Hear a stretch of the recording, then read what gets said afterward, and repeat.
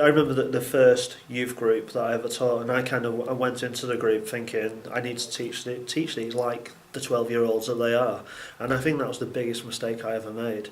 And the rule or the lesson that I got from that is you treat everyone exactly the same. I think now I don't care if somebody is 12, if somebody is 20, or somebody is 50.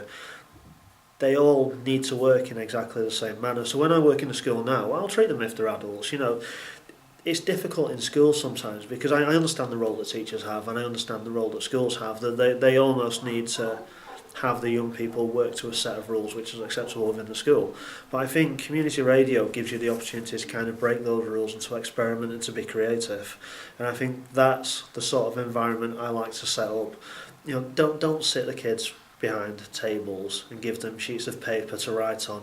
Give them big markers, give them flip charts, let them run around the room if they want to. Because if you create this really open and friendly environment, that's when they'll start to produce amazing stuff. And it also means that the young people trust you to be quite open with you as well. I think if you're just seen as another teacher that they have to abide by the rules by, then you're going to be losing pretty much straight away. So, you know, have rules in place, have a set of ground rules, preferably ones that the young people have generated themselves, but allow them that freedom to express themselves.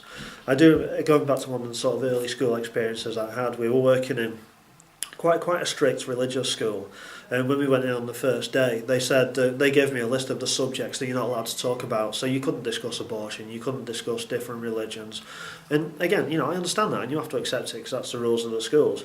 But I found that quite difficult to allow the young people to generate their own programs, because as much as the school don't necessarily want to promote those subjects, that is what young people talk about a lot of the time, those sort of issues. And I think as soon as you try and constrict those, you're going to start coming across problems. They need to be free to talk about what they want to talk about. That needs to be done in conjunction with understanding what you can talk about on radio, what sort of rules apply, and what you can and can't say. But I think if you trust the young people, if you treat them as if they were adults, you'll normally get some really good stuff and get the trust back in return.